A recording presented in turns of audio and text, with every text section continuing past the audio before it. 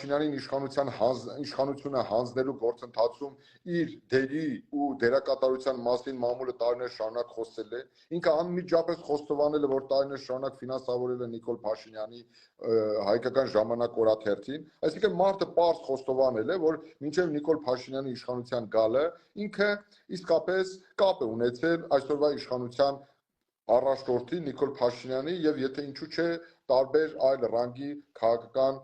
պաշտոնատար անձանց հետ։ Բայց այս ամեն ինչում ինձ ընդհանրապես մի կարևոր հանգամանք է անհրաժեշտ իմանալ։ Ես մի քանի տարի առաջ այդ մասին բարձրաձայնել եմ եւ ընդգծել եմ հետեւյալը, թե այնուամենայնիվ որ քաղաքական տրամաբանությամբ էր Նիկոլ Փաշինյանի իշխանության գալուց հետո, այսինքն 2018 թվականի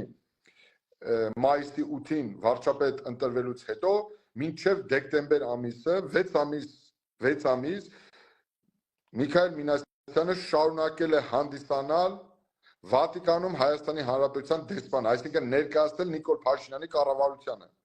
Սա շատ կարևոր հարց է, եւ ես այդ ժամանակ, երբ որ 3 տարի առաջ սիրելի բարեկամներ այդ մասին խոսում էի, հորդորում էի եւ Նիկոլ Փաշինյանին եւ Միքայել Մինասյանին ազնվորեն խոսել այդ մասին։ Ինչ պայմանավորվածություն են ունեցել Նիկոլ Փաշինյանն ու Միքայել Մինասյանը, որ այս տղան Նիկոլ Փաշինյանի իշխանության գալուց հետո շարունակել է 6 ամիս մնալ Հայաստանի դեսպանը Վատիկանում եւ ըստ էության ներկայացնել Նիկոլ Փաշինյանին։